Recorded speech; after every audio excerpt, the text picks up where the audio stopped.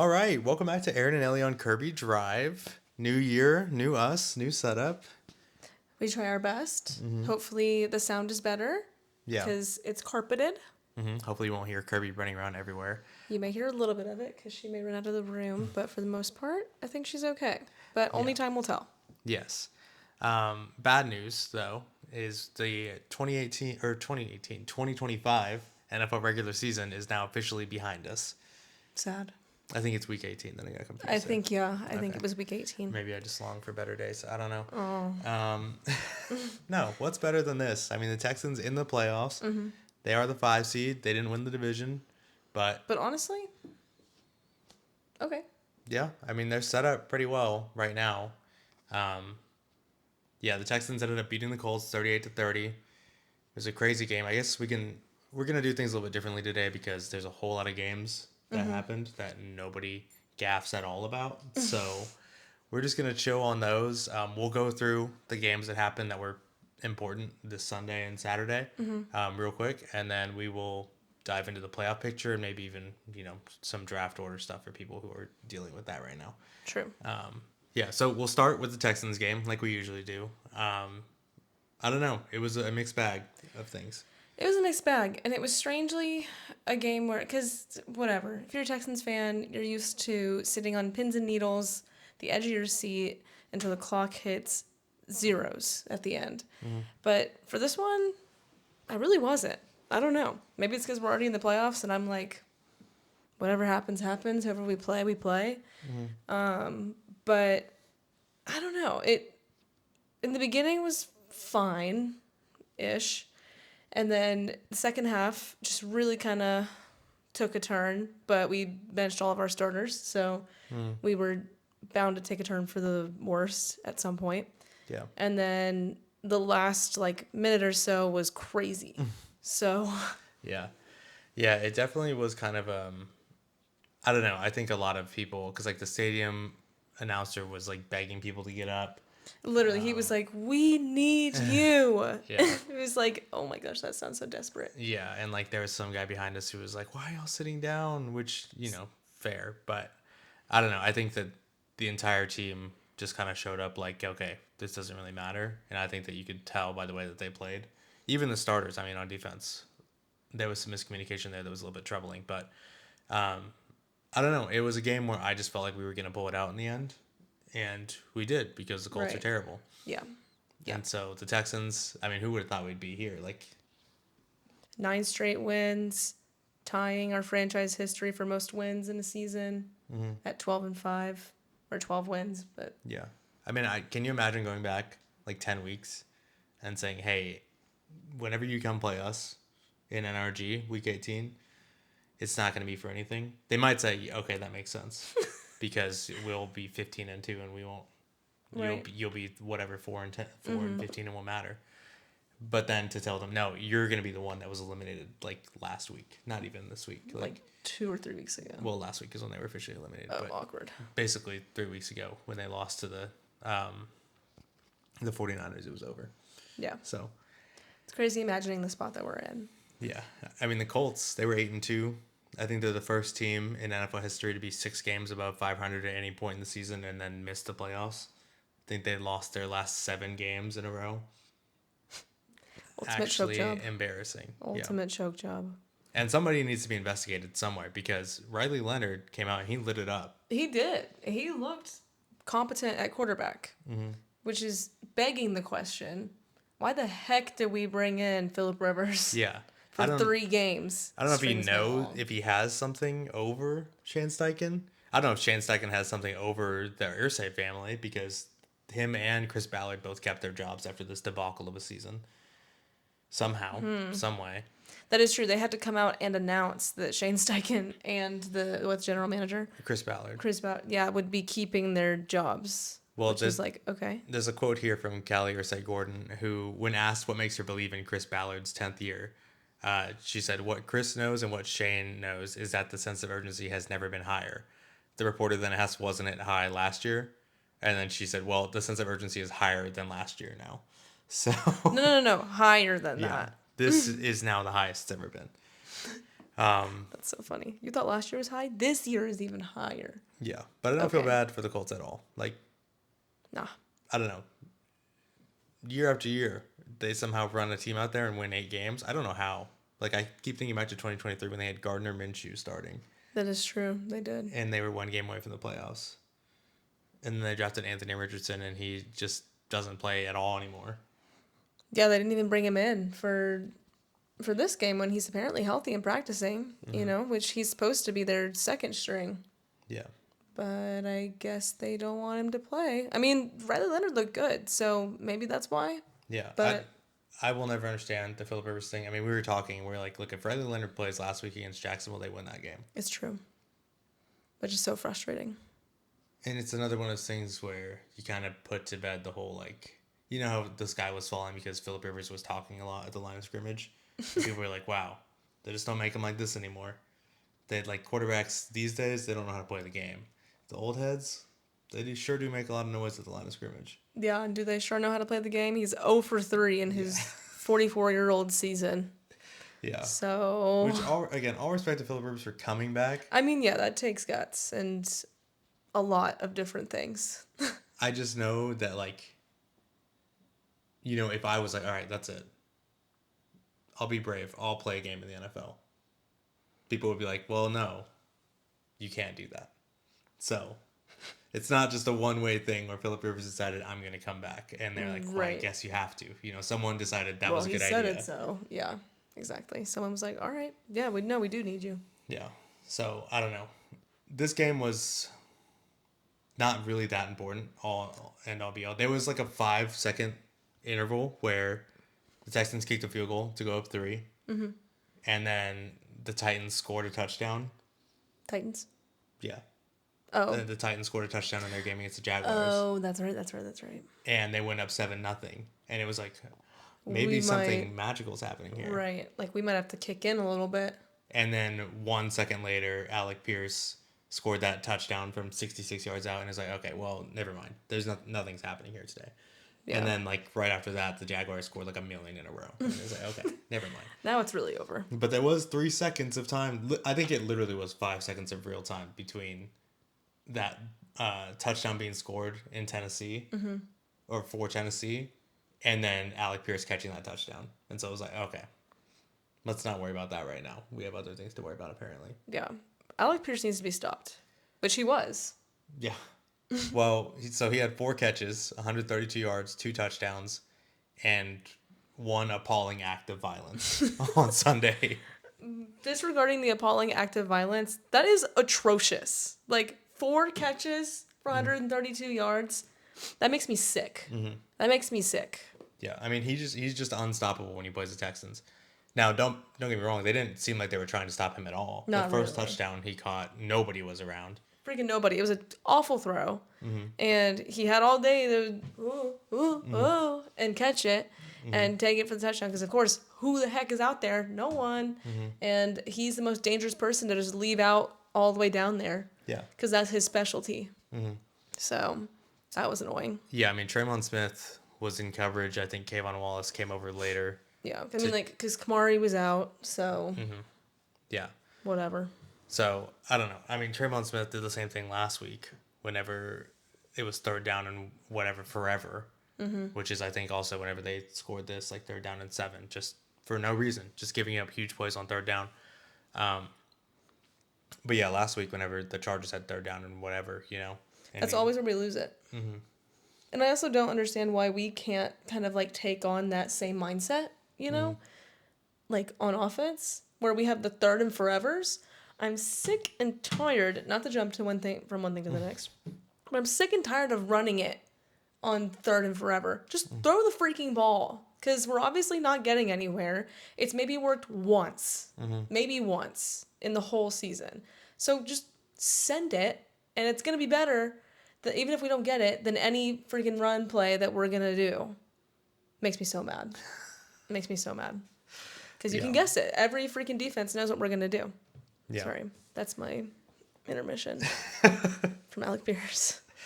Yeah, I mean, I don't know. You like some of those plays you just let him go. Because, like, all right, Traymon Smith, I've watched him do that 2 weeks in a row. if he's out there, we're gonna be in trouble. But hopefully we're not having him go out there. Like I'm sure Kamari Lassiter could have played this game if this game meant anything, he would have played. But I mean, Nico Collins was a healthy scratch just for seemingly no reason. Like Yeah, just resting him up. that was the attitude that the Texans carried into this game. They were just like, look, we don't care. Because I think that they are of the mindset where they're like, look, we have won 9 in a row. Playoff teams, non-playoff teams, ugly wins, good wins. We can play anyone. Mm-hmm. So. Yeah, which I think is good. I think it's a good attitude to have. I'm happy the way things worked out. And like I really wanted to win that game at the end. Mm-hmm. I was a little bit confused whenever it was still like a 7-point game and everybody came out because it did seem important. Like, I'm sure, yeah, it's nice to tell your team in the locker room, like, hey, we'll play anybody. Right. But if you can choose between going to, like, a red-hot Jacksonville or playing against the Steelers, who look like, who lost the game last night and yet somehow won, Yeah. you're going to take the Steelers, Yeah. and you needed to win to make that happen. Right. So, I don't know. But, like I said, Traymon Smith, I'm not worried about that because Kamari Lassiter is going to do a better job in that spot. Who I am worried about is Kayvon Wallace because he's not a backup. He's a starter now. He is a starter now, yeah. Ever since Jalen Reed went out, like we've had a hole there. Mm-hmm. He replaced Miles Bryant, and now this is it. This is what we have, and that's the second week in a row again where it's kind of like okay, he had multiple plays in this game. It just blew the coverage. I mean, he had one where he was on it, and we're like, oh wow, okay, good play. Yeah. The rest of them. Well, he had an interception fall right through his hands as well. Oh, yeah, that was so annoying. So literally just, yeah, you have to catch that. You have to catch that. I mean, he had an amazing game in the Chargers game, but I don't know, it just wasn't good enough against the Colts. It just wasn't. No, which means it's not going to be good enough for any playoff team. Yeah. So it's very concerning that is the way that we looked on defense. I don't think that I'm not worried about the defense. But I do know that there are big plays that can be had against the Texans for whatever reason. Like I know you're never going to hold a team to 0 yards, whatever. But there are opportunities for that feel like backbreakers at times, especially whenever your offense is the way that it is. Like against a better defense, you can't go down 7-3 or whatever in a hurry like that. You know what I mean? right. So I don't know. Yeah, but I mean Alec Pierce. Somebody's going to pay him a lot of money this year. Somebody's going to pay him a lot of money. And they better. And I wonder if it'll be the Colts. I really...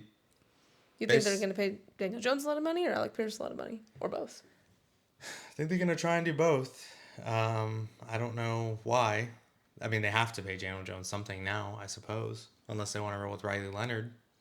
And maybe they will. I don't know. Yeah. Yeah, but I mean, Alec Pierce was tearing us up.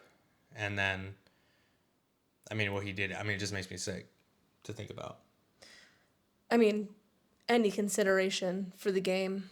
Yeah. For the safety of our officials. There's children in the stadium watching. Taking that in. Yeah. Is that the message you want to send to the children of America? To our youth? Are you our serious? Impressionable children and youth of America? I mean, I almost threw up when I watched him do it. It was actually sickening. He should be tried in The Hague. Yeah. He really should, for war crimes. Jacob was screaming and yelling and crying. Yeah, saying he should be executed at the 50-yard line. And honestly, I think that would be too good for him, based on what he did. Yeah. Public execution isn't good enough. Yeah. Truly one of the top 10 worst things I've ever seen in my live, for sure. Worst thing I've seen in my life. Yeah. Without warning, even. Yeah. Just absolutely unbelievable. Nothing could have prepared you for that. So I'm glad he got ejected. Yeah. I mean, I am too, shoot, because he was tearing us up. I know. It was kind of a good thing. I don't know what he was so pressed about. I don't know, but he just kind of I don't know. And then he put so he was going up to he wanted a PI, but so he went up to the official and then kind of was not completely up on him, but kind of up on him. He did and then hit him with his shoulder, yeah. And then put his hand around on his back, and I'm sure pushed him a little bit. Mm-hmm. Because I mean, you couldn't really see from the angle that they were showing, but yeah, on the TV you couldn't see it at all. Yeah. In the stadium, you could definitely tell that he gave him a bump with his shoulder. Yeah. Which was very light, and I think even as soon as it came on the screen, I yelled "Are you crazy?" Like everybody was like, you could basically tell like everybody was like booing like sarcastically because Yeah. they're like, get him out of here, Get him out. get him out of the Throw stadium, him out of the game. A disgrace to football. But it was so soft. I mean, it's the rules, so like, Right, you can't do that. come on, bro. But also like, yeah, it was just hilarious how little contact was made, and how he was just like, he got ejected. He like shook the ref's hand and everything walking out. Bruh. Which I don't know. I don't feel any type of way about Alec Pierce. Normally, people who like go off against the Texans, I really have like bitter hatred towards. I don't know. He's getting there for me. Yeah, yeah. We just can't. I mean, whatever. He's talented. Have to. I don't know. Yeah. Need to respect his game. Do we think the Colts are competent enough to recognize what they have in Alec Pierce? Or are they going to continue to pretend like Michael Pittman is their number one wide receiver? Because, oh my God. He had like one catch. He had like 8 drops. He just can't catch the football. That one where he caught it and just fully just like let it go, let it fall into his legs. He tried to bring it to himself and it just basically spiked it on the ground below him. That was so funny. There's this guy on Instagram. His handle is Colts Report or whatever. He was like the most hot-headed person ever. But he was like talking about like, say, get ready to learn Cleveland Browns, buddy, or something like that. Posting pictures of Michael Pittman. Because I get it. Like, I don't know. I'm pretty sure they're paying him a decent amount of money. I mean, I'm sure he's been there forever. And then I don't know. I'm never worried about Michael Pittman. When Alec Pierce went out, I was like, okay, now we can actually win this game. Yeah. And then Alec Pierce has like 4 targets. Sure, they are all bombs, but it's like, yeah. Who are we throwing to? What are we doing? Yeah. I don't know. He can only catch bombs. That's why he didn't get that one in the end zone, because they were right there at the end zone. Yeah, I mean, he did catch a 10-yard pass in the end zone. But... Okay, never mind. Never mind. But I mean, like, I don't. Yeah, that's what makes me feel kind of like whatever about this game, because they were just literally doing everything, like pulling out all the stops. They ran like 2 fake punts in a row. That was so weird. I mean, like you said it in the moment. Yeah, you were like, no, they just ran one. I was like, no, they just ran another one for some freaking reason. The punter was all the way out there. Uh-huh. Yeah. Why are they doing that?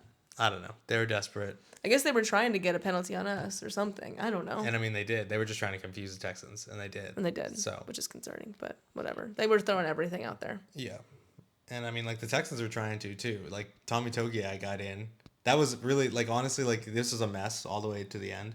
This game was terrible. And this podcast all over the place also, so sorry about that. But, like, we didn't prepare at all for this, as you can tell. We're just basically going point by point. Yeah. And another thing. But, yeah, this game was, like, not really stressful, like we said. But it was just, like, frustrating to be there and be like, all right, like, can you just win the game already? Yeah, let's stop playing with our food a little bit. Yeah. And then the last play of the game made it all worth it, I think. Right. That, in a moment, lit the stadium on fire.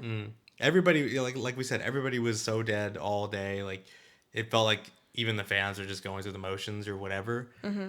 And then Tommy Togiai, who got put in the first half to get the ball, like, as a fullback. Mm-hmm. I don't know what happened on the exchange, but CJ Stroud just didn't get him the ball. I think he just, like, missed it. Like, tried to, but then Tommy didn't grab it. Mm-hmm. And then he just kind of, like, looked back, like, he was like, oh, I don't have the ball. And then CJ had said, well, I got to get out of there. I don't want to get my foot stepped on. And then he said that he ran around and went in for the touchdown. Thank God. Mm-hmm. So I think we had the Colts tricked, I guess, and ourselves. Yeah. and thinking, like, okay, just get Tommy and we're good. But then CJ went around. So actually it worked out better. Yeah. So teams maybe we can use this play because it's like, oh, is CJ going to run or is Tommy going to go in? Who knows?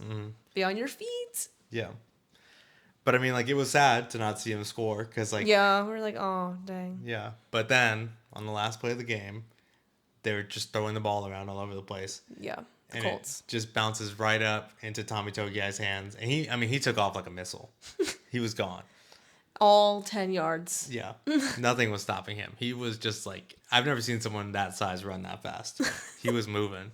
And he scored, and everybody and their mom was just like screaming. Oh my gosh. The whole team came off the sideline and ran down to the end zone. And was doing the Tommy Togiai. Even D'Amico. Oh my gosh. Oh my gosh, it was so funny. That was the most fun. That was the most fun we had all day for sure. For sure. Definitely like top 5 moments at the stadium. Yeah, because I mean the whole freaking defense was over there like with him, which is so cool to see. So. And the fact that he'd been denied once and then he got it back at the end, I think that was really cool. Like of course he had to have it. Mm-hmm. So yeah, no, I was like, that is perfect, chef's kiss to the regular season. Mm-hmm. So yeah, that was a perfect ending to this season. And if we don't see NRG again this season, that was perfect. Mm-hmm. So. Yep. The only other news from this game, Kaimi Fairbairn, 6 field goals, which is kind of weird. Like normally you see a 6 field goal game and it's like a 18-21 loss or something like that, you know? Right. Or like an 18-15 win. But this one was a high score. He still managed, like Sneaky made 6 field goals this game. And he tied an NFL regular season record with 44 made on the year. Most in NFL history. We should have got him 7. Yeah, honestly. Crap. But, I mean, hey, I think that also would have set the NFL record in a game with 7, or at least tied it, I think. And we would be the ones to do it, trust. Yeah, I mean, that's indicative of the way that this team has played offense all year. But good for him. Kaimi, I mean, whatever. Say what you want about, like, Cam Little and who's the kicker for, I don't know. Cam Little is really the one that's on my brain right now. Mm-hmm. He's insane. He's kicking from miles away. Yeah. But, I mean, not to take away from his greatness, but Kaimi, just reliable. Mm-hmm. Just you can always count on him for, like 30, 40, even 50 yarders. Mm-hmm. You know? Rarely does he miss. Yeah. Knock on wood. But. I doubt this is wood. Crap. It's okay. Someone knock on wood for me. But no, he's MVP. He's always been MVP. Yeah. And I mean, like, the offense didn't look bad in this game. It felt kind of weird in the beginning because they weren't, I don't know. You know, they move the ball and then they stall out somewhere between the 40 and the 20. Like, it feels like every time. Yeah. But, I mean, they went down on that drive, threw a touchdown to Jaden Higgins, punched it in right away on the 1-yard line after the fumble that Henry To'oTo'o recovered. Mm-hmm. I don't know. Like, C.J. Stroud, there was a couple of those where it was like, at first you're like, oh, here we go again. But there was the one on the slant where it was like, okay, never mind. It got tipped at the line. Mm-hmm. Whatever. Like, I didn't think he played poorly. There were some people who were calling into 6'10" who were like, I'm going to lose my mind. Like, we were, like, horrible. And it's like, look. He had some dots. He had a spectacular throw that got called back, which was so frustrating because that was just a beautifully placed ball. Yeah. That was the best. I think to Jaden Higgins. Yeah, one of the best throws I've seen this season. It was just a dot. I think that the defense is going to be fine. I think that once Kamar Laster comes back, we'll talk more about it in the playoff preview, but I just don't know. Like, watching the Steelers game, I just don't know how they're going to match up against these Texans corners, which do they have a wide receiver. Yeah. I don't know. That's got to make you feel good, you know? It does. But I can't let myself get too far ahead of things. It'll be gut-wrenching, bone-crushing if we lose. Yeah. So I can't let myself... I'll go in being like, yes, statistically, we're in a good spot. But you just never know. Yeah. So we'll come back to that in a second. Let's finish up the rest of the weekend real quick. So we can start on Saturday. Buccaneers 16, Panthers 14. I don't have a lot to say about this game other than they should have blown up the stadium. Yeah, the NFC South is just, I think, a crime to humanity. A crime to this country. Yeah. Except for the Saints. I'll give the Saints kind of a pass. I mean, even they participated in the tomfoolery this weekend because they lost. All they had to do was win, and it would have been, you know, somewhat of a legitimate division. But I guess not. I don't know. They just... I mean, this game was bad. These teams are both bad. Yeah. Can't believe it's them duking it out for the 1 seed in the... Not the 1 seed. The division. Yeah. But... here we are. Yeah, a lot of people online. We didn't watch a ton of this game because we didn't care. I looked over and Rico Dowdle fumbled the ball. So yeah, which he needed like 7 yards to get like a couple $100,000 in his like contract incentives, and he got 10 yards, so he barely got there. Which good for him, I guess. But I don't know. Like, people were saying that the Panthers got robbed in this game. I would just ask, like, okay, if you're a Panthers fan, fine. Yeah. I guess you can be a little bit upset about that. Not anymore, because you deserve nothing. You got everything handed to you, and you deserved nothing. But, like, if you're not if you're, like, a gambler and you're mad that this game was rigged, please call the hotline. Please call the hotline. Why are you betting on this game? Yeah, this game should honestly have not been allowed to bet on. I get its importance, right? It's important. Right. It is technically important. But it also didn't matter at all. Yeah. In the grand scheme of things, it literally mattered 0%. Yeah. Because the Buccaneers won, and it was kind of being pitched as like, oh, well, if whoever wins this gets in. And then the Falcons beat the Rams last week, and it was kind of like, okay, well, now actually it probably doesn't matter because the Falcons could just beat the Saints, and then the Panthers will get in no matter what. Right. So it kind of did mean nothing at the time.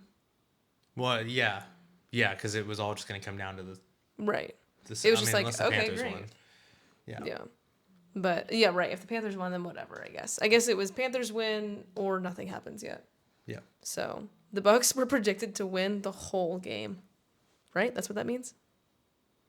Yeah, it looks like, yeah. That's crazy. Yeah, I don't know what... I don't know.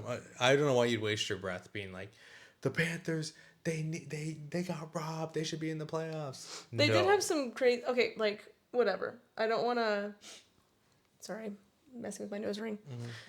I don't want to, like, blow off the ref stuff. Like, that is frustrating. Like, I saw the tape. I saw the... whatever. The crimes committed. Yeah. And, like, I'd be pissed. You know? Like, I'd be pissed just like I have been pissed for the Texans this season with calls that haven't gone our way. Mm-hmm. But, like we say, you got to put yourself in a good position, regardless of refs missing stuff and, you know, not calling things or not giving ones back to you, because you just can't depend on that, you know? And I mean, like, you may have some tough fights where you're like, well, if we had that, then we would have won. It's like, well, then maybe... I mean, the refs didn't force you to rush for 19 yards. This is true. This is true. So, I don't know. I don't know what you want me to say. I mean, I'll say it sucks. It sucks that those calls didn't get made, but you're in the playoffs, so what do you want? Yeah. Yeah, I wouldn't complain about anything if you're the Panthers right now, because, like, you basically got gifted a playoff berth because everybody in your division's terrible. And that sucks. I don't know. I don't care. I have beef with Panthers fans, so if you're going to get mad at me, that's fine. But we'll move on because we spent way too much time talking about the Panthers already. Next game, Seattle, the Seahawks 13, Niners 3. This was an ugly game as well. I mean, the Seahawks just have the best defense in the NFC, hands down. Yeah. That's clear now. What's crazy to me is that the 49ers, if they had won this game, they would have been the 1 seed in the NFC. That is crazy. And now they're all the way down at the 6th seed and have to go to Philadelphia in the first round. OMG. That's crazy. For potentially 1-6. That's crazy. I mean, they statistically look atrocious. I mean... this game. I mean... Yeah, the Seahawks defense is just really good. I mean, it looked like really good. It looked like the 49ers couldn't be stopped the last couple of weeks. Right, because they've been playing teams with bad defenses. Yeah, so I mean, it makes you wonder how bad the Bears' defense really is. They can get picks, or turnovers even, like just turnovers in general. But can they do? I mean, they need pass rush or? I don't think they can. I think they need to be competitive because they definitely like the 49ers. This is a long way from 42 points that they scored this week. I know. So it's possible to hold them down. At home, too. Yeah. I don't know. It didn't look very convincing. It made you look at the 49ers and be like, Well, it showed you two things. It showed you 49ers with a competent defense can be stopped. Mm-hmm. I mean, we knew that already. They got beat down here. Right. Yeah, we beat them here. So, I mean, we kind of knew that. But it also shows you Seahawks... a little scary. It shows you that Sam Darnold is not in the same position that he was last year with the Vikings, where all he has to do is just not be absolutely the worst quarterback you've ever seen, and his defense can cover him. Yeah. I mean, which has been the story of our season too. yeah, and I mean, I'll give credit to Sam Darnold. Like, you won 14 games. That's very impressive. It's true. Um, do I think that? Do I think that they like we saw what happened to Sam Darnold last year, right? They won 14 games, I think, right? Mm-hmm. And they lost the first round because they had to go on the road, and it was a big story of like, well, we should have been able to host a home playoff game, whatever, whatever, you know. I think that before this, I mean, last week I would have told you no, the Seahawks can't win the Super Bowl because they have Sam Darnold as quarterback, you know. I think they managed to put themselves in the only spot where maybe they can. Because if you ask Sam Darnold to go on the road 3 times in a row and win playoff games, no. No, you're going to lose. But now that they have the 1 seed and they just have to win 2 games at home for a chance to go to the Super Bowl. Mm-hmm. It's a pretty good position. Mm-hmm. So, I don't know. I'm not going to say, like, look, like, they played the 49ers. The 49ers defense is not good. It's not. The Texans offense went crazy on them, and it's the Texans offense. Yeah. So, like, CJ Stroud played his best game of the season against the 49ers. So that should say something. I don't know. Like, this was just not... The Seahawks offense was very explosive at the beginning of the year. Mm-hmm. It just has not been... The same, yeah, since then. It's and true. Who knows? I don't know. Like it, but the crazy thing is, if all the division winners win, they'll get to play the Panthers again. Mm-hmm. Dang. And then they'll play the winner of the Eagles and the Bears. Yeah. And then why can't they beat those teams, you know? So, I don't know. A lot of people were talking about how the NFC was, like, so much stronger than the AFC earlier this year. Mm-hmm. I don't know. Like, the Bears are not what we thought they... Well, the Bears are what we thought they might have been. Like, the Eagles are not good. They're fine. I think they'll win a game, probably. I don't know. The 49ers, maybe they'll beat them. Maybe. But, I don't know. The Panthers suck. They're ass. They're terrible. The Rams lose to the Falcons. They were down to the Cardinals. I don't know. The 49ers only put up 3 points against the Seahawks. The Packers are terrible. Like, I don't know. Like, you know? It's, I don't know, a lot of illusion. Yeah. I mean, this is anybody's game this year, honestly. Which is fun, honestly. Mm-hmm. It's fun to go into these games and be like, what's going to happen? Because it's just, you know, like watching the same thing over. I don't know. What's fun about this season, honestly, is that the Chiefs and the Ravens are not in the... Sorry, I'm getting excited. Are not in the playoffs. So it feels, at least on the AFC side of things, feels very... Well, there's never anybody good in the NFC, so it doesn't matter. So, I mean, hey. But what makes it fun is that you just don't really know what's going to happen. Mm-hmm. And I feel like that is what gets the people going. Yeah. Like, after, like, sure, it's good to have a dynasty. It's good to, if that's your team, it's like, this is our team. Like, I'm super proud of it. Like, whatever. Like, the Chiefs can have that. That's fine. You know, they worked hard for that. But, I don't know. Every so often, it feels nice to mix it up a little bit and be like, all right, let's bring in someone new. See if someone else can claim the title. Yeah. Yeah. What else was I going to say? Yeah. So, we'll see. We'll move on to Sunday. Jaguars 41, Titans 7. My gosh. I mean, the Titans, like we said, it looked a little bit promising at the beginning. I don't know what it would have looked like if Cam Ward had stayed in. I don't think they win the game. I'm not that delusional. But it might have been a little bit more competitive. I mean, like Brandon Allen, what was he? Like 17 of 30 for 72 yards. I think Cam Ward, you know what? I think they win the game if Cam Ward stays in. I think so too. He's been on fire. I can say that. And nobody will ever be able to tell me otherwise because who knows? Because until he went out, they scored the first touchdown. Mm-hmm. So... Yeah, but I mean, the Jaguars did go down the field and just, like, murder them after that. Yeah, and then just... But, I mean, like, Brandon Allen threw one of the worst interceptions I've ever seen for, like, basically... I mean, was it a pick six? It was. So it was. That was basically the game right there, you know? Right. So momentum gone. I don't know. It could have gone so much differently if Cam Ward had stayed in. I feel bad that he didn't get to finish out this season. I feel really bad for the Texans that they didn't get to win this game. But, I mean, honestly, again, I'd rather be playing the Steelers than Buffalo again. So I don't know. The only thing, like you mentioned earlier, Cam Little hit a 67-yarder right before half with like a mile to spare. I think you're watching it right now. Yeah. That is crazy. That was like, I think they had like 10 seconds whenever they got the ball back or something like that. I saw somebody say something earlier online where it was like, I don't know if we can keep doing this. If teams are going to get the ball at the 35-yard line, and they have, because if you kick a 67-yarder, that's kicking from the 50-yard line. That is so crazy. Can we start possessions 15 yards from scoring distance? I don't know. How long can we keep doing that? Yeah, I don't know. What are you suggesting? I don't know. I mean, like the better these kickers get, I feel like we need to figure out a way to encourage.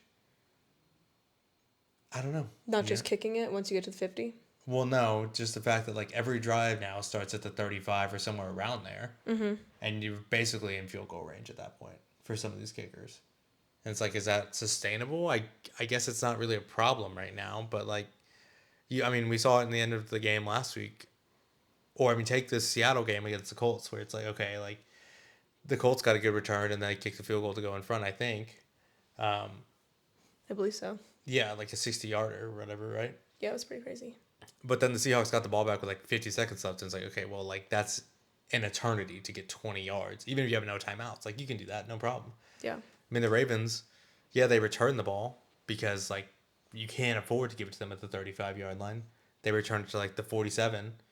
They complete like one pass and the game's over. Yeah. It should have been.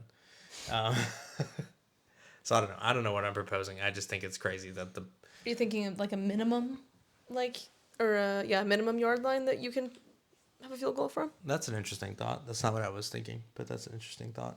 Like you can only kick a field goal if you get to the 40 or the 35. Yeah. That would be a 52-yard field goal. I don't know. Because, I mean, then you would still have a little bit of competitive distance. But yeah, I mean, kicking all the way from the 50. Yeah, I don't ever want to punish people for being good at what they do. I mean, that's true. These kickers work hard. And, I mean, it's really impressive that Cam Little did that. But, I mean, I don't know. I really don't care either way. Yeah, I guess. Unless we play them and they kill us with those field goals, then I will care and say that there needs to be every restriction possible. Yeah. We can move on to the next game. Falcons 19, Saints 17. Oh, also, have you seen Liam Cohen's sunglasses tan? No, I don't like to look at him because he scares me. He does scare me. Yeah, there's some other games here that we just don't gaff about at all. Like Giants 34, Cowboys 17. I don't remember anything from that game. Do you have anything from that game? No. Nah, nothing. I think the Giants have I think I saw something where the Giants have won like something like 20 games over the last 5 seasons, and like half of those have been in the last 2 weeks after they were already eliminated from playoff position, just purely to hurt their draft stock for no reason. Crazy. Because 2 weeks ago, the Giants, if they had lost that game against the Raiders, they would have locked up the 1 seed, and now they're picking 5th. So. That's crazy. I don't know. Oh, They're the just Giants. shooting themselves in the foot. Cleveland 20, Cincinnati 18. Myles Garrett, history. Sack record. 23 sacks in a regular season. That's never been done before. Beat TJ Watt. So. Yeah, Michael Strahan as well. They were both tied at 22.5, I think. I don't know if Michael Strahan actually said this, but he was talking about there was definitely people are talking about how like, oh, it's a 16. We actually did it in 16-game season. Doesn't count if you did it in 17 games. And it's like, girl, please. I'm sure they used to play like 4 or 5 games in the first couple NFL seasons, and it was like between like the triangles and like, I don't know, Yeah. And like the some insert super offensive racist name here or something like that, like. Yeah. We can like the NFL is going to be playing 30 games before you know it. So. Oh my gosh. The record book is going to be changing. But at least for this time, I mean, like you at some point made the record book. Like that's impressive enough. Your name is already up there. Yeah. But let people be great. Let people achieve greatness at the level that they're doing it right now. Yeah. He went in there, broke the sack record for the amount of games that the NFL season is right now. Yeah. That's impressive. Mm-hmm. Just in general, he's a really good player. Yeah. So, I don't know, and a really good guy. So I'm glad that he got it. Yeah. But everyone was throwing a fit. Apparently, Jamar Chase was talking to some reporters in the locker room, and he was pissed off because they stopped the game for the whole team, basically the whole Browns team, to come onto the field and like hold Myles Garrett and like throw him around and cheer and have a good time. Mm-hmm. He was like, well, I don't understand why like we had to stop the game and blah blah blah. And then freaking Zach Taylor, Oh yeah, he's the biggest square in the world. he went on and was like, we're fighting for our lives out here. I don't understand. That was never communicated to me that we're stopping the game. Whatever. And I was like, looked at all the comments. It's like, oh, now you're fighting for your life? Yeah. What life are you fighting You for? haven't been fighting for a long time. You have For a not been couple alive seasons. for a long time. So I don't understand. You're just mad. I can't believe he kept his job. That's crazy. He kept his job? Yeah. You know who didn't though is Kevin Stefanski. He He didn't? was fired. Yeah. Let's go! Let's go! Maybe Shador will do good in Cleveland. Yeah, I don't know. I don't know about that because you bring in a new coach, he probably wants his own guy. But I don't know. Yeah, I mean, it was just. I'm sure he won't be unemployed for long. I think the Giants are interested in hiring him. They were, yeah, I heard that. So I don't know. Jackson Note's white, so maybe it'll work out. Right, exactly. That's basically it from this game. It's the end of an era. Kevin Stefanski, two-time Good. Coach of the Year.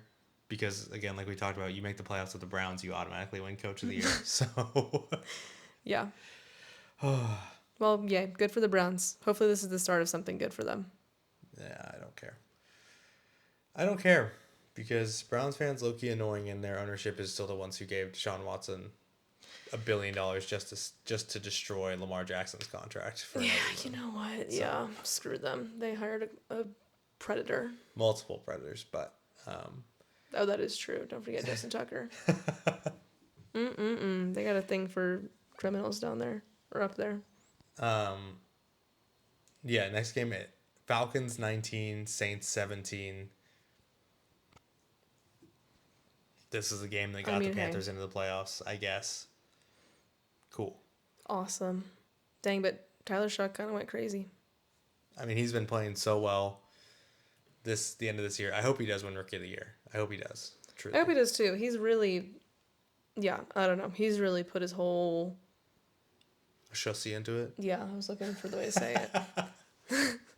His whole Shuck-a-see into it. So I hope he wins it.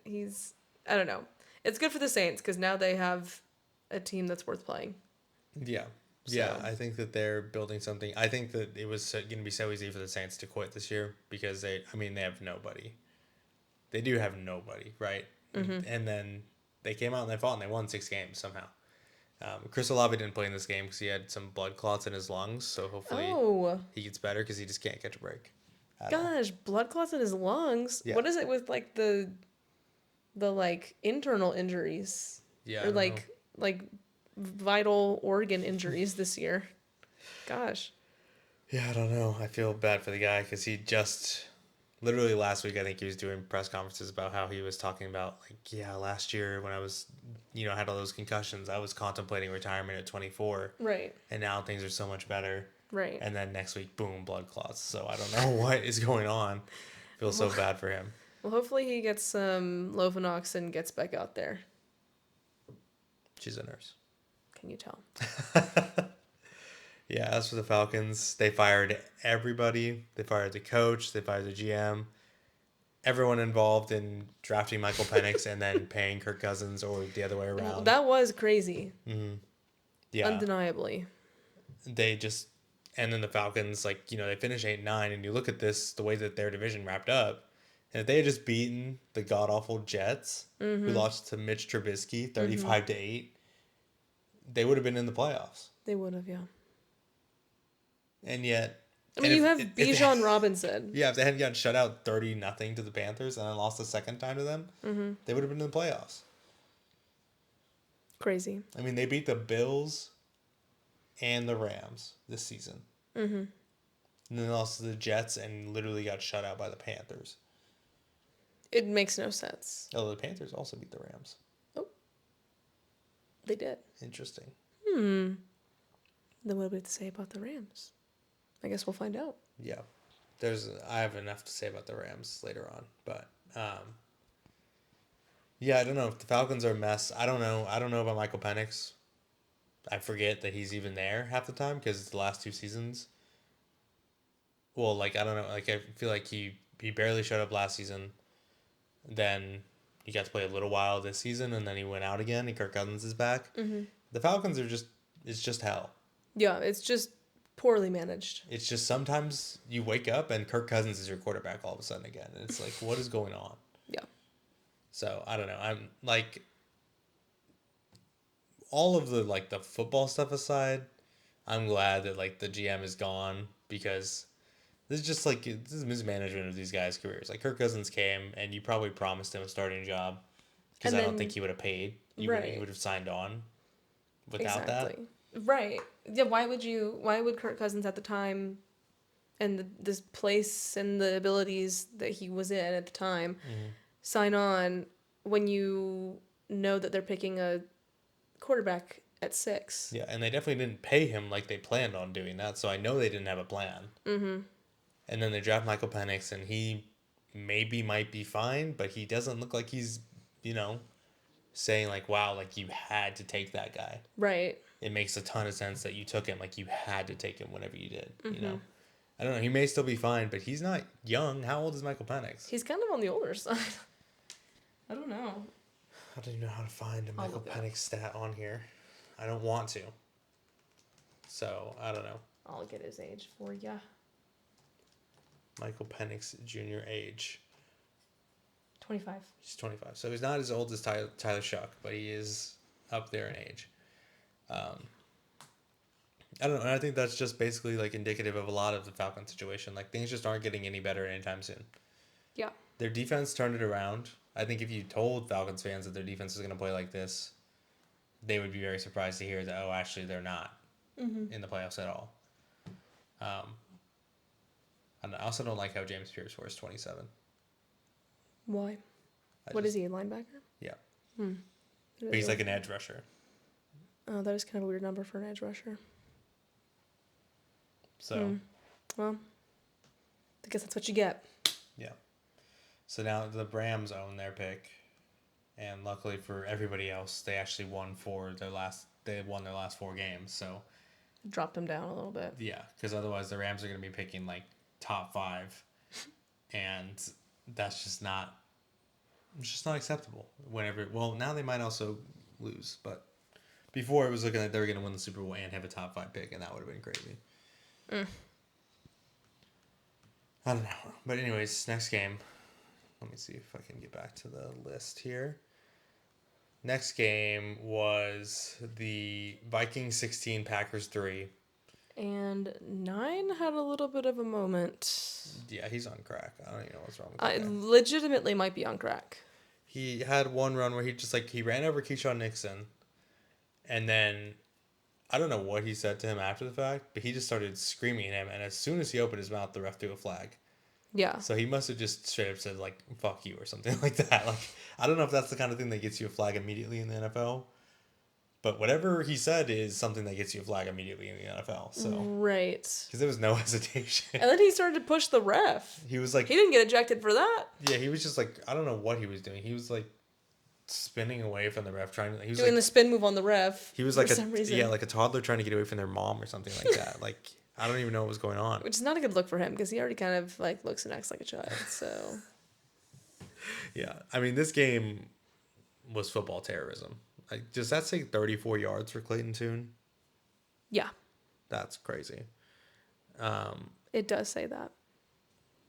They rushed for more yards. Yeah, I don't know. The Packers are. I guess Jordan Love probably would have played. He dressed for this game and just didn't play. Oh.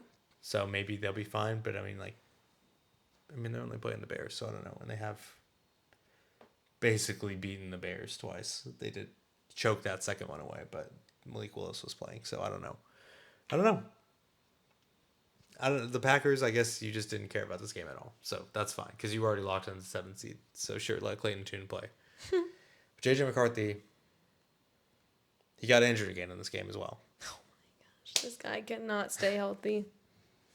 This guy cannot stay healthy. I think he hurt his shoulder.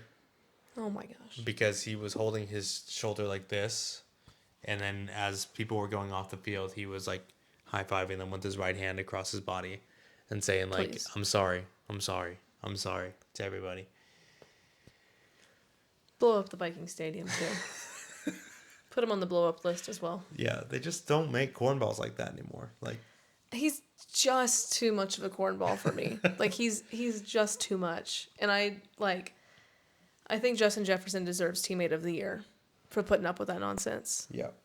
Yeah, if I was Justin Jefferson, I'd be doing that skit where it's like, I want you to know that you guys are all terrible. I'm the only good on this team. Like, you are so bad. You're all ass. I hate you. Like, that would be in the locker room after every game. That'd be acceptable, honestly. Yeah. I would allow that. So, JJ McCarthy's final stat line for the season. He's listed as playing 10 games. I don't know. He went in and out of like 6 of them. So, let's say he played 10-ish games. Probably closer to like 8 full games. I don't know. Whatever. 57.6 completion percentage. That's 32nd among NFL quarterbacks who qualify. So not last, but 32nd. Because Jacoby Brissett's been in, Kyler Murray has played, Davis Mills is, whatever. That is Everybody's true, had that is different true. quarterbacks go through. That is true. Probably out of like 40-something quarterbacks this year. Fine. 32nd. 1,632 yards. If you do the math, that's 163 yards per game. 11 touchdowns, 12 interceptions, 4 rushing touchdowns on top of that. More interceptions than touchdowns. Oh, well, rushing touchdowns. Yeah, but I mean, like, whatever. I don't know how to feel about this. There are some games where he looks good, and I'm like, okay, maybe I'm being too harsh on the guy. But then there are some games where he just does not. yeah. I mean, this is his first, like, I want to say his first full year healthy, but he wasn't, so I don't know. But also, like, does that say anything about him, Yeah. That he came in right away, went out for the season, and then got injured. Like 2 more times? Like 6 more times, right? He had, like, concussion, a shoulder, I don't even know. Like, he was hurt with, like, what was the first thing he was even fake hurt with? Concussion? No. He hurt his leg or something like that. Yeah, something like that. Like a high ankle sprain or something. And then he got a concussion. I don't know. What was he out with again? Like he fractured his hand or something? I have no idea. That. Then he hurt his shoulder. I have no idea. He basically hurt every part of his body. Yeah.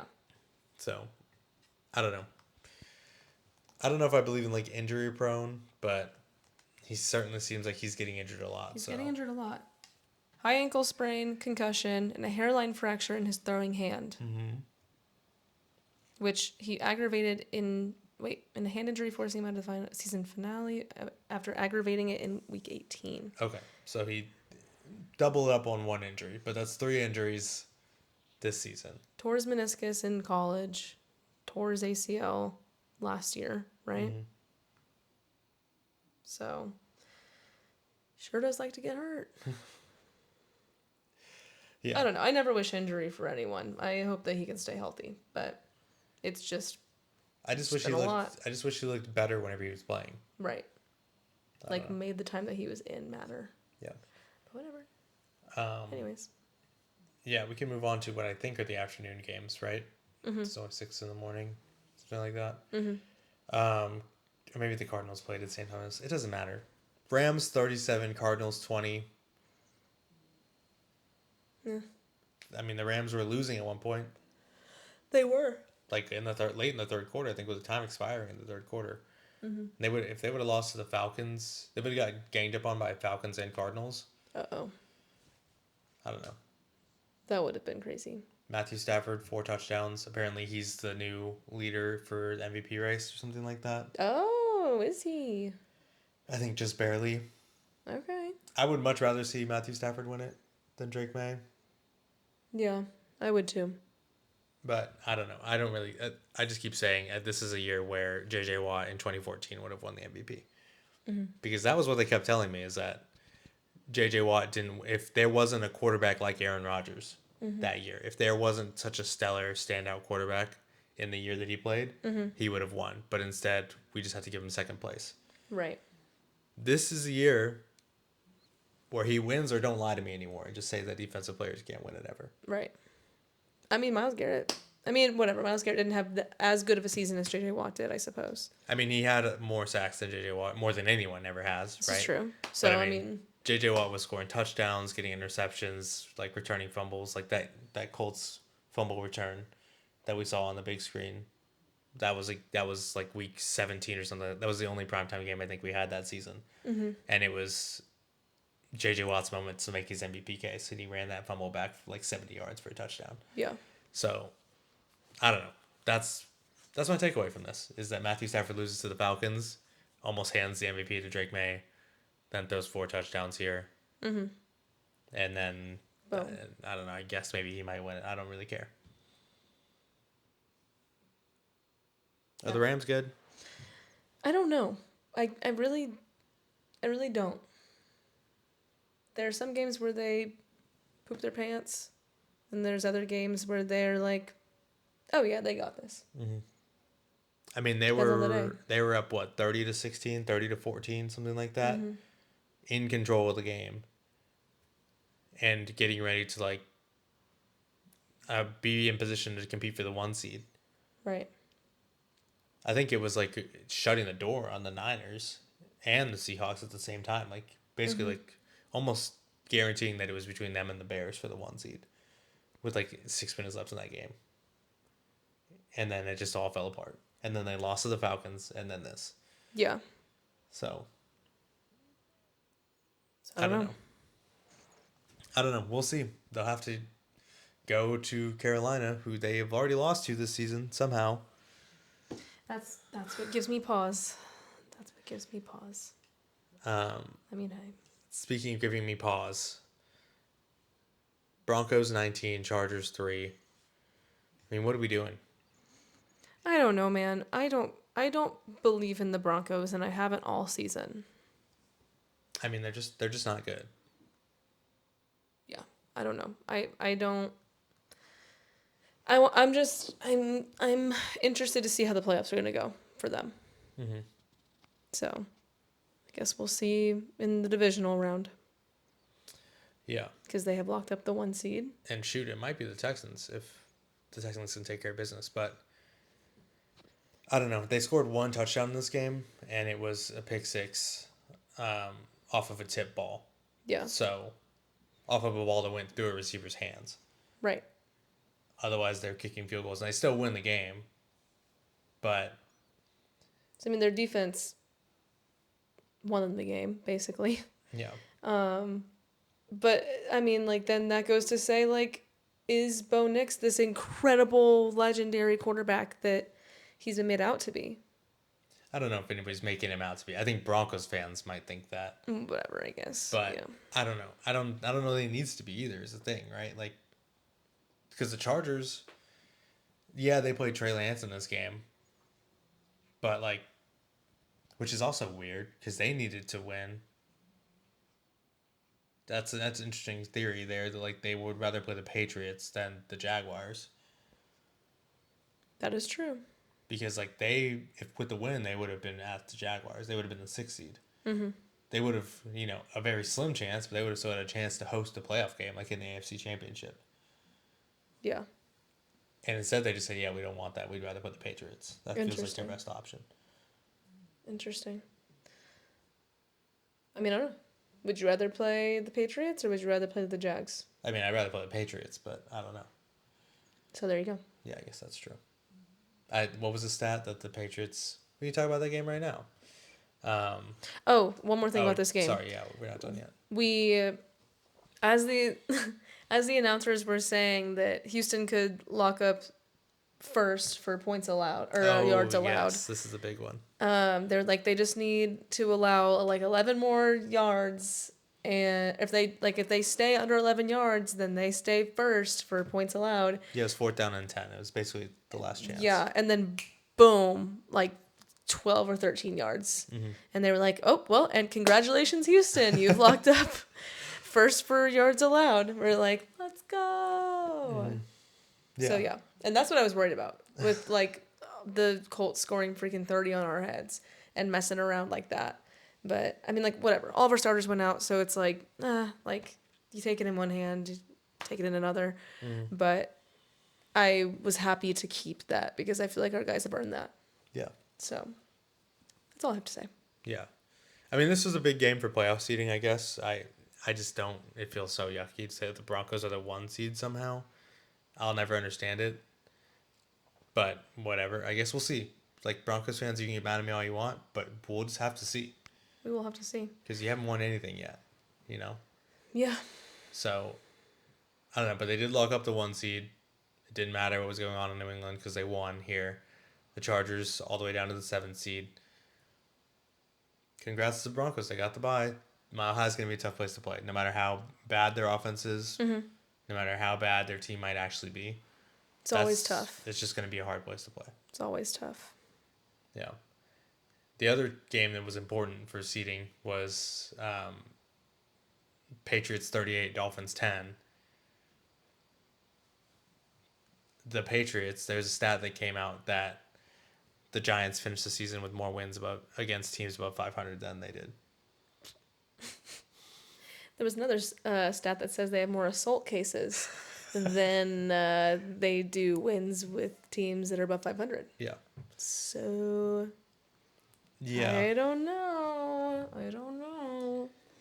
It's just, I don't know. The whole season, I've been like, yeah, whatever, whenever the Patriots win something. Because, I mean, like, sure, you have 2 wins against teams above 500. They have 1. You have 1 win against teams above 500. And it was a game they won by 3 where Drake May didn't throw a touchdown pass. Right. So, like, what do you want me to say? What do you want me to say? Like, are you, whatever. Like, I was gonna ask, are you proud of that? And of course they're gonna say yes, because they're here. And I mean, hey, way to use your schedule to your advantage, because you could very well like crap your pants and then lose that advantage. So you took advantage of it, which is what you need to do, get your job done. But I'm not gonna look at your team and be like, yeah, you deserve the 2 seed or whatever. Yeah. You know, like, or maybe not even that. Maybe I just won't say anything at all, and I'll just say, let's just see how the playoffs go. Yeah, I mean, that's where I'm at. I'm like, okay, like if you're gonna be a good team, be a good team. For sure. We'll talk about it more in the playoff primary, but I'll just say that like every year the Texans finish in the 4th seed because they always win the AFC South with like a 9-7 record or something like that. Like I always map out ways where like, oh wow, well, if these teams win and we win and then all these things happen, we'll host a playoff game right here for the 2nd round too. And I do that every year, and I know in my heart that it's never, ever, ever going to happen. This year, we aren't even the 4 seed. We're the 5 seed. And I'm like, look, there's a very realistic path to us hosting a game in the 2nd round and maybe even the AFC Championship game. Yeah. Just the way that the seeds have shaken out. So, I don't know. That should tell you all that I feel about the Patriots. I just don't believe in them. But it's not my job to believe in them. It's your job if you're a Patriots fan. This is true. And if nothing else, like you can go after this season and say, well, we're building something here. And then you probably have a Commanders type fall. Maybe not so bad, but probably a little bit down to earth. Because you have a winning schedule now. Yeah. I don't know who they play. I don't know. It's probably not even worth finding out right now, honestly. But while you look that up, let's see. What other games can we blow past real quick? I mean, the Raiders, they beat the Chiefs 14-12. Pete Carroll got fired. It's probably more of a mercy killing than anything else. Yeah. I don't think he wanted to be there. Okay. You found their opponents. I found their opponents. They're playing the Bills, Bears, Chiefs, Lions, Jags, Chargers, Dolphins, Jets, and Seahawks away. At home, Bills, Broncos, Packers, Raiders, Dolphins, Jets, Vikings, Steelers. Okay. So much more formidable schedule next year. We'll see. We'll get to see. I mean, we'll get to see in the playoffs this year. If they lose, we'll really find out next year. You know what I mean? Yeah. So, I don't know. I don't know. I mean, do you have anything on the Raiders Chiefs game? Absolutely not. Other than the Raiders are dreaming, fiending on their hands and knees for Mendoza. Oh yes, yeah. I think Fernando Mendoza. that might be the most Hispanic thing to ever happen. if Fernando Mendoza gets drafted by the Raiders, I think Mexico will explode. Like I don't. I know he's Cuban, but just the fact that someone named Mendoza would be the quarterback for the Raiders would be the most Hispanic thing to ever happen in the history of the United States. And that's like, Vamos. yeah. Which I can't even fault them for that. I don't know why so many Hispanic fans are Raiders fans, but Pop off. I can't fault them for it. I think that would be awesome to see Fernando Mendoza play in Oakland, but yeah, sure, Vegas as well. Yeah. I We just need to go back to Oakland. If they were in Oakland and he got drafted there, I think that the Mexican American War would be undone. I think that they would cede all that territory back to Mexico. I think that's what would happen. Oh my gosh. So, yeah, the Raiders won, and they still kept their number 1 overall draft pick. So they're on the clock right now. They can pick whoever they want. And again, the Giants, they blew it. Hopefully, gosh, just anyone competent at quarterback, please. Anyone. That's all I'm asking for the Raiders. I mean, it's not too much to ask. They're much further away than that from being a competitive team, but that's a good start, though. Yeah. Starts with your leader. And a good coach. Yeah, I guess we can talk about Commanders 24, Eagles 17. I really don't have much to say about this game. I mean, the Commanders are already playing their backups all the time. Yeah. And then so they've had a lot of practice. And then Philly's backups go in, and they've just been struggling in general this year. Mm-hmm. So when they don't have their stars out there, it kind of makes sense that they would crumble like that. But it doesn't really matter, except for now they don't have the 2 seed in the NFC. Yeah. Yeah, I mean, there was a time... Well, no, I think you'd much rather play the Packers than the 49ers. Yeah. Yeah, I don't know. I don't think that they were really that concerned, though. I think if the Rams were still in that spot, I would be more concerned, but they kind of dodged that bullet a little bit. Maybe. I don't know. The only thing from this is that, like, when Josh Johnson scored his rushing touchdown, he just launched the ball into the back wall. No, fully threw it. Like, not even trying to not spiking it. He just threw it as hard as he could into, like, the stadium padding, and, like, a cameraman was right there. And I don't know if he got hit, but it was definitely a missile directly at the guy. Yeah, but that was funny. That was funny. Next game, Lions 19, Bears 16. Bears, bruh. They kept their 2 seed because the Eagles lost, but it doesn't inspire confidence in me. Chicago. Because they kept their starters in the whole game, right? Yeah. I mean, so did the Lions, but still. But I mean, if you can't beat the Lions, yeah. Then I don't know. I mean, the Lions are a good team, a sad team. I mean, like, don't get me wrong. Like, I'm happy that they are out of the playoffs because JT unprovoked attacked me all those years ago. So I hope they never win again. Like, well, I hope they continue to not win because they've never won anything. But like, awkward. I don't know. This Chicago team is just so up and down. I don't know. Caleb Williams didn't get his 4,000 yards. That is true. He didn't. Jared Goff went crazy though. 331 yards. Yeah, 1 touchdown, 1 interception. I don't know. Never mind. It's just kind of like this game was just happening. Like, people didn't even realize this game was happening, and then it was just over all of a sudden.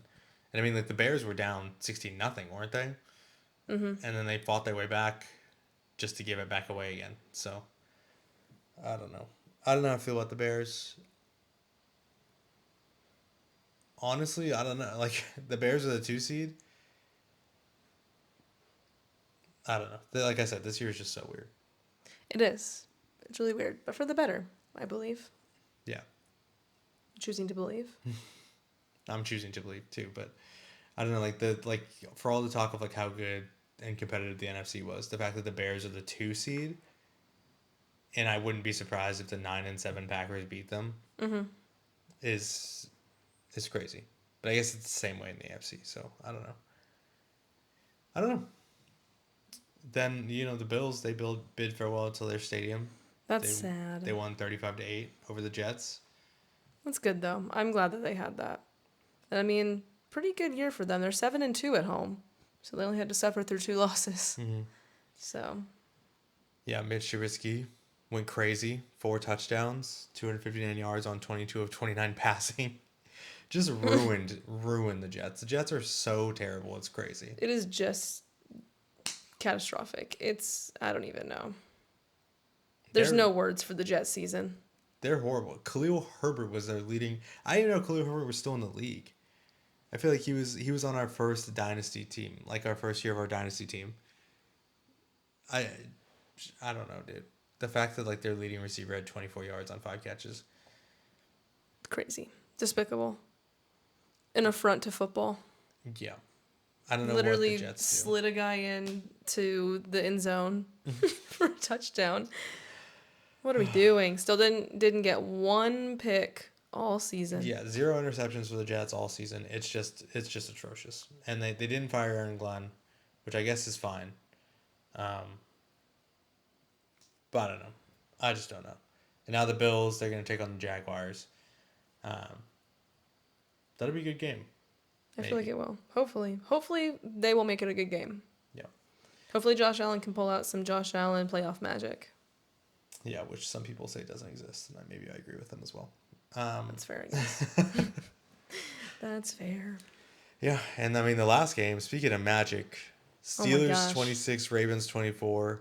What a way to close out the regular season. Yeah, I mean the perfect crazy ending to a perfect crazy season. This was just, I mean, at unbelievable. First, yeah, there was like the Texans were going to play the winner of this game, right? So we're sitting there, like I don't even know, like the game is kind of back and forth, whatever. But then fourth quarter comes around and the Ravens are like, they're kicking it in to do or die, and and it's Lamar Jackson. So when he kicks it into gear, like he's fantastic. Yeah. And Derrick Henry not super utilized. But I mean, 126 yards, nothing to Yeah, nothing to laugh at. That But big run right away. Exactly. Derrick Henry and Zay Flowers was incredible. So I think Jalen Ramsey was terrible, but also that, yeah, which makes me feel better. Yeah. About next week. But we're sitting there. We're like, we're gonna have to go to Baltimore. We're gonna have to go to Baltimore, and our season is again going to end in Baltimore. This is some type of purgatory that we're stuck in. Yeah. And it whatever, could we maybe sort of have beat the Ravens if we were going to play them? Yeah, there's a chance because this season has been crazy. We win ugly games.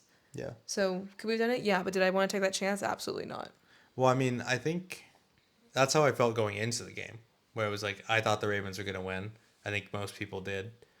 And it was like, okay, I don't really want to go to Baltimore, because Lamar Jackson is just dangerous. He just is. I don't care if he's not good in the playoffs. I don't care. He's good enough to beat the Texans. I know that for sure. Yeah. So I don't know. Before that, it was like, oh God, like I don't want to play the Ravens. And then this game started, and I mean the Ravens went in front, and then it was kind of like for like 3 quarters, it was like, okay, well, like I'm not scared of either of these teams because they both look terrible. And then Lamar Jackson breaks out of a sack and throws a bomb to Zay Flowers, and it's like, okay, that's exactly what you don't want to see in the playoffs. Exactly, because our guys have that's our kryptonite. I feel like is the quarterback running. Yeah.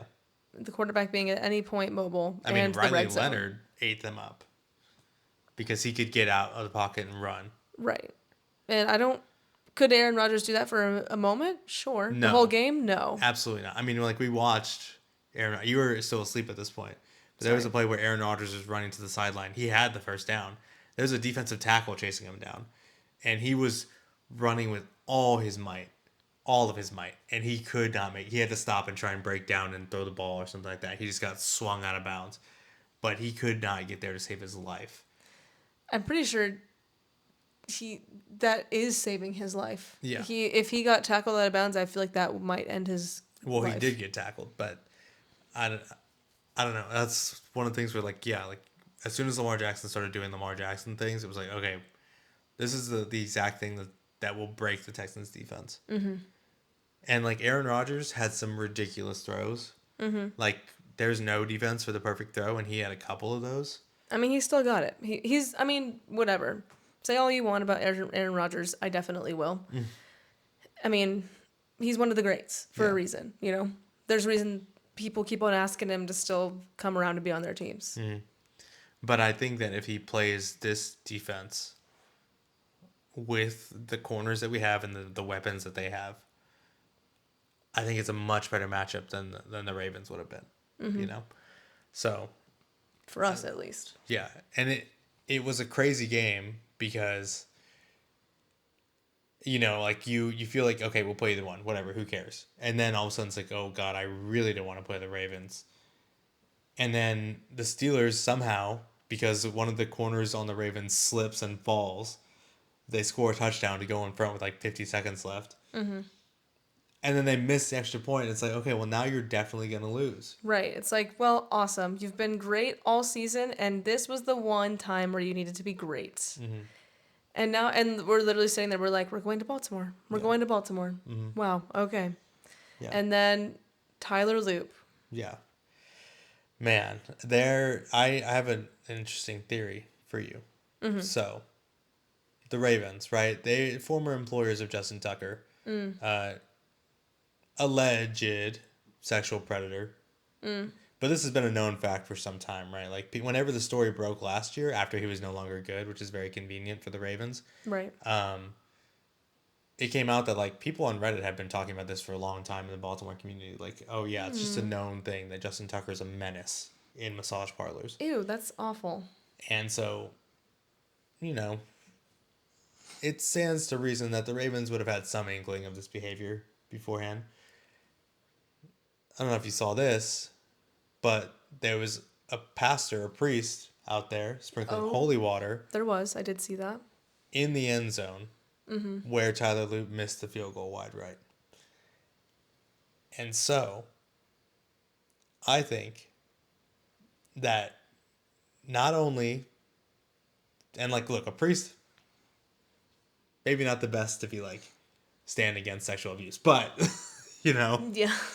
I think that the end zone was blessed by the Lord, and God said, I know what you knew. Wouldn't it be perfect if when you finally, eventually decide to do the right thing and let him walk, I say, why don't you push the field goal to the right anyway?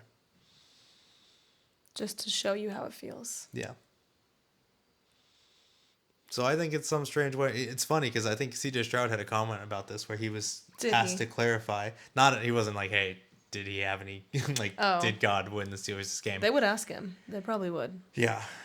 But he was like, he was talking about how, he was clarifying when he talks about, like, how this team is, like, whatever, like, I don't know, they've been talking crazy about, like, how this team's, like, a beacon of light or whatever. I don't know, whatever they're saying. Mm-hmm. But he was like, look, I don't think that God says, like, the Texans are going to win, you know? Mm-hmm. I just think that, like, whenever we do win, we have a chance to, like, share his name and stuff like that. Have a platform, yeah. Yeah. I think God made the Steelers win this game. You're going against CJ's claim. Yeah. Okay. Yeah. For this one time. I don't think he has favorites, but I do think he has people he hates. If you read the Bible, you know that for sure. So. Crazy. But yeah, it was a crazy way to lose this game. I mean, they got a return out to like, what, the 47 or something like that with 55 seconds to go and all 3 timeouts. Yeah, that ball was never going in. Yeah. But it was like, okay, for sure the Ravens are going to win this game. And I sent a message to my friend who's a Ravens fan, Brendan. Some of you longtime listeners will know. And it's just a Hail Mary. It's just the last resort. But I said, there's literally no way the Ravens lose this game now. You just got to put it out there into the world. You have to. Because what do you have to lose? Yeah. And then somehow they almost blew it. They almost blew it regularly. Like they went backwards on like a couple penalties. Yeah. And then they were at 4th down and 7. And then Jalen Ramsey gives up another pass. A huge catch to Isaiah Likely. Mm-hmm. And then you're like, okay, it's definitely over. It's most certainly. And then you missed the kick, and it's like, I mean, pack your bags for Baltimore. Yeah. You know? And then it worked. Yeah. Yeah, I mean, it was crazy scenes because it definitely was like, I don't know. I don't know how you lose that game. It worked out perfectly for the Texans because you wanted to see like, okay, if you could manage to see who was the worst team and then also have them win the game somehow so you can play them, this is how it turned out. Like the Steelers lost the game and then won the game somehow. Right. So now you get a team that lost last week, that lost their division, and is now hosting a divisional, like hosting their game in the playoffs. Right. Not, I don't want to be disrespectful to Steelers. Like there were some things that I saw in this game where I was like, that's gonna be a problem. Right.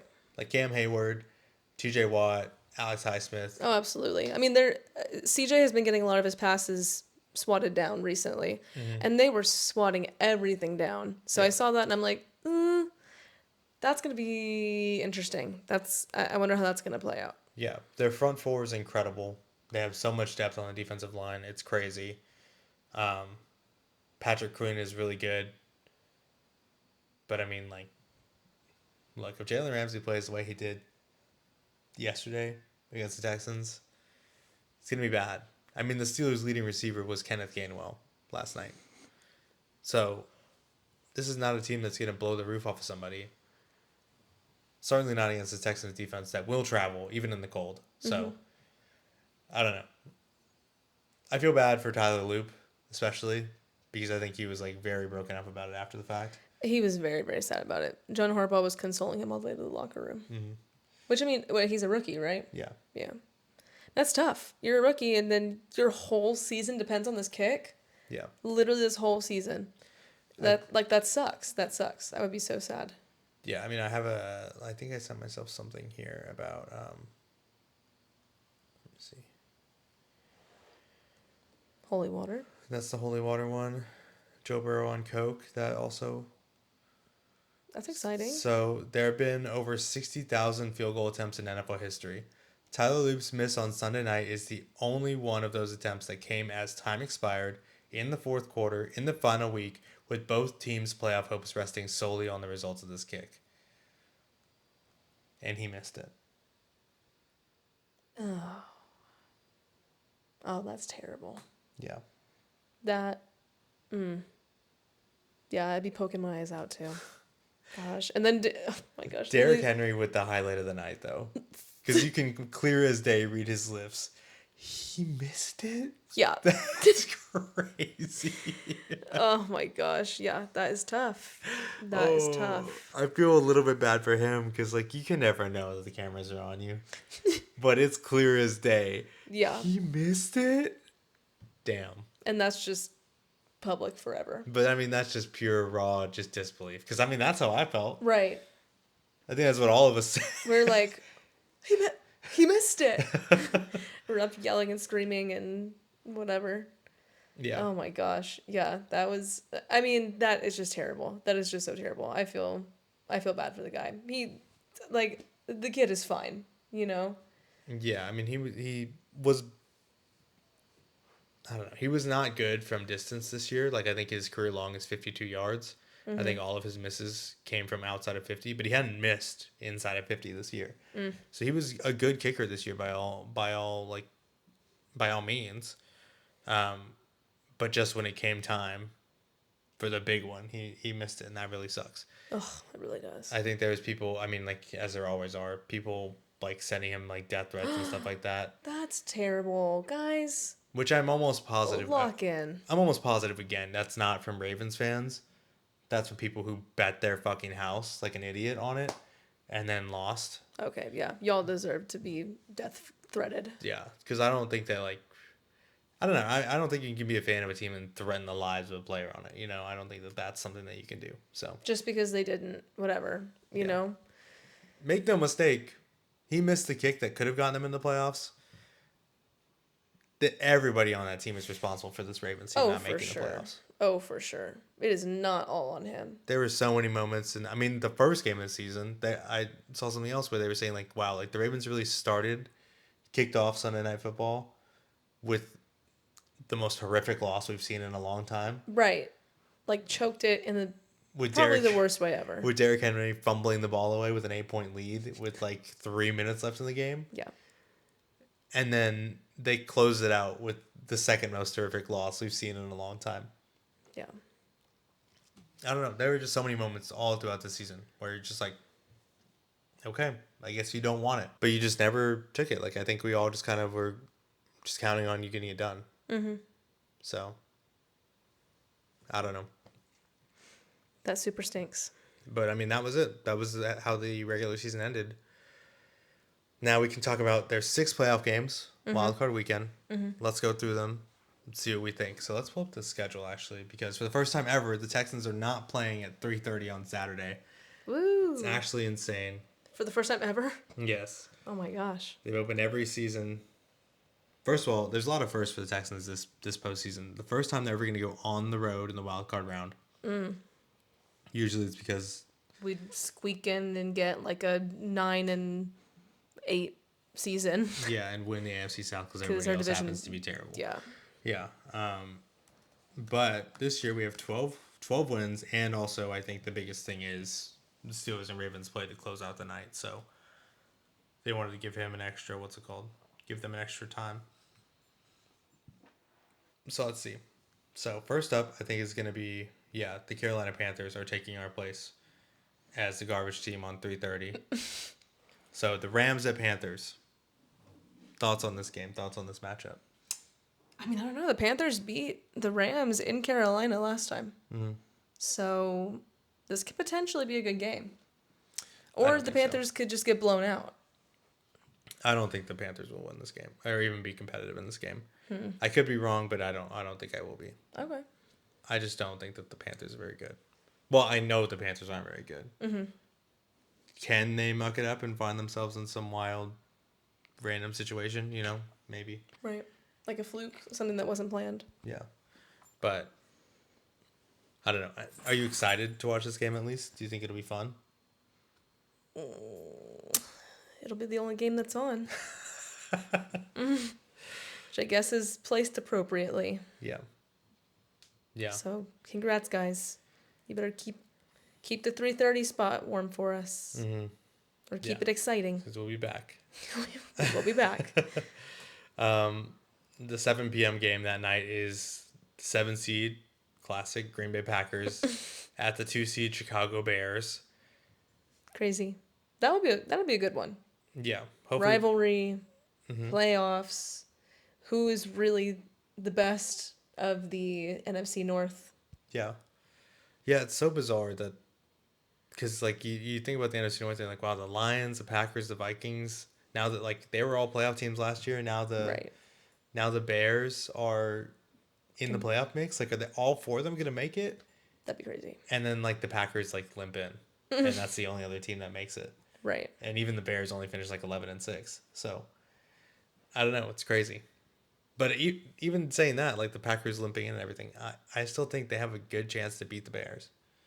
I mean, I think so too, because it's a classic rivalry. They know what goes on. Mm-hmm. Somehow, some way. I mean, the Bears find a way to lose, or the Packers find a way to lose. So it's really who can find a way to win. Yeah. This game, will their whole team show up and squeak it out? Yeah, I mean that's definitely true. I think the Packers defense has been playing pretty poorly as of late. Mm-hmm. I mean, certainly in that Ravens game, they gave 1 million points. So many. So I don't know. I mean, they did okay against the Vikings, but it's JJ McCarthy, so whatever. Right. As for the Bears, they tightened it up a little bit. Definitely wasn't a 42-point outing Right. against their defense, but I don't know. I would love to see the Bears win this game. I would too. That's what I'm rooting for. I'm just very afraid that they're going to choke again. So Hopefully not. Hopefully not. yeah, I'm going for the Bears. I agree. Then to open up Sunday, the Bills will travel to Jacksonville to take on the Jaguars. That's an interesting one to have at the 12 o'clock. Yeah. I feel like I would have put the Niners at the Eagles in the 12 o'clock. Or, yeah. I think this is probably going to be the best game of the weekend, honestly, is the Bills at Jaguars. And that's me finally stopping being a hater and saying, okay, maybe the Jaguars are good. But they Right. could just prove it to be exactly what we think they are, or what I thought they were for a long time, and just get absolutely ruined by Josh Allen. So, but there's also there's a lot of pressure on the Bills to get this done. It is. I mean, Josh Allen's not getting any younger. They're wasting time with an MVP quarterback to go and get it done. Yeah, and not only that, but there's no Patrick Mahomes, There's no no Lamar Lamar Jackson. Jackson. Achilles heels for the Bills in past seasons. It's a crazy amount of pressure on them. Yeah, I've seen people saying like if he doesn't win it this year, he never will. Right. I've heard so many things saying like this is it. Yeah, and it's wild that like that's the case, and yet they could still only manage the 6th seed in a year where the Chiefs are not very good, the Ravens are not very good. I don't know. I'm really hoping that they can get it done. Again, this is one of the things that needs to happen for us to host another playoff game. Is the Bills need to beat the Jaguars. I think they very well could. I think the Jaguars, the way they've been playing recently, they're a much more complete team than the Bills are. Like I think they have a better defense. I think that they are able to run the ball well enough, and I think their passing game is infinitely better than the Bills is. Because for some reason Parker Washington is just football Jesus now. It's crazy where I don't know. He just came out of nowhere and he's fantastic. So I don't know. Yeah. Good for him. But still rooting for the Bills in that game. Yeah, absolutely. Um, We're still a little bit hating. yeah. And honestly, that should honestly put a chip on your shoulder, Jags, because that means that we don't want to play you. Yeah. We will if we have to. But I prefer the Bills at home. Yeah. Yeah, I think that the only team we can't play is the Jaguars, I think. Technically? Yes. I think that's right. I'm just making that up, but sounds right. Okay. I'll take your word for it, I suppose. Yeah. Yeah, because if all the division seeds win, we'll play the Broncos. Actually, no, that's not true. Okay. If the Jaguars win and then the Chargers win, we'll play the Jaguars. Yeah. So, I think technically the only team we can't play is the 2 seed. Awkward. Okay. That's fine. I actually don't think that's true either, but it doesn't matter. Okay, great. I'm glad that we mapped this all out. So 3:30 p.m. Is San Francisco 49ers traveling to the Philadelphia Eagles. I don't know. Honestly, it'll be interesting because I really don't know who's going to win. But I have a feeling it might be the Niners. I think that these two games are kind of this like different sides of the same coin. Like I don't think it'll be a coin flip between both of these games. But in different vibes, like different fonts. Like I'm excited to see who wins this Bills-Jaguars game. I'm not excited to see who wins this 49ers-Eagles game. I mean, because they're both Super Bowl champions in this era. So... I mean that, but also like I just don't think that they're... I don't know. I don't feel like it has the same urgency as the first game. Yeah. These teams, sure, would love to get a repeat of some sort, like 49ers didn't win the Super Bowl that long ago. Eagles just won the Super Bowl. So... I mean, it's been 30 years since the 49ers won a Super Bowl, but... Wait, didn't they win just like a few years ago? No. No, they've been to like 6 Super Bowls in the last couple of years, and they've lost every single one. Oh, well, that's embarrassing. I think their last Super Bowl was in... Maybe they have a little bit of urgency then. 95. That's wild. Was All it right, 95? never mind then. Yeah. Yeah. Good job. Let's freaking go. Wow. So, yeah. Well, never mind. Maybe a little bit of urgency. Yeah. I think... I was going to say that I feel that way because I don't think either one of these teams can actually win the Super Bowl this year. I think maybe the 49ers could if they get their offense going like it was against the Bears. Mm-hmm. Or if they win this game and then get to play the Bears, if somehow the Packers... Or, never mind, they can't play the Bears. Mm-hmm. That could also be wrong. No, it isn't wrong. That's actually correct. They cannot play the Bears. Because if the Bears win, they'll play what's it called? The 49ers will play the 1 seed because the 7 seed will be eliminated. True. And if the 7 seed is still active, then the Bears have lost. So they cannot play the Bears. Got it. We got one. We got one. High fives. We did it. The Eagles, I don't know. Maybe they can win. I don't know. I don't know. Just for some reason, I just don't feel excited about this game. Yeah. It's this game and really like the NFC side of the bracket. I just don't gaff about right now at all. You know what I mean? Yeah, I know what you mean. And then Sunday Night Football, Los Angeles Chargers at New England Patriots. This would be interesting. Yeah. That's the matchup they wanted. Yeah, they chose see. this. That's for sure. So let's see if they can get it done. Who would you rather win? I mean, we need the Chargers to win. Okay. I mean, yeah, that's true. I mean, I don't know anything about the Patriots. I don't know. Maybe they're good, maybe they're not. I still want them to lose because I know the Chargers are bad. So, especially since, any situation, the Chargers are coming to see us if we play them. That's true. The Chargers are going to see everybody because they're the 7th seed. They literally cannot host a playoff game this offseason or this postseason. So. And Jim Harbaugh. Jim Harbaugh. There's so many Harbaughs. I know that he's shaking in his boots thinking about the dirty bubble. Yeah. At NRG Stadium. Yeah, the dirty bubble. Well, probably dirty bubble's probably hanging out in Carolina, which is where he belongs. So. Yeah. I don't know. I think the Chargers. Do I think they're a good team? No. Do you think their defense has been playing a lot better as of late? Yes.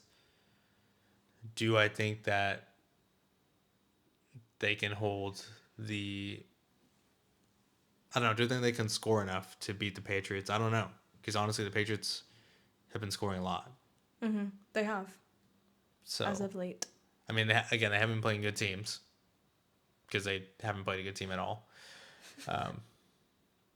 But I don't know. I just don't know. The Patriots have to prove it to me, I think. This is your prove it game. Well. No, I mean, yeah, it's a playoff game. So, yeah, it's one of the prove it games. Yeah. I mean, you have to win them. And, this is going to... It'll mean something now. Right. A win is a win right now. And I feel like you can't take it away. Because all these teams are playoff teams. You get a playoff win, that's a playoff win. Yeah. No matter how it looks. So, yeah, it's a prove it game. Yeah.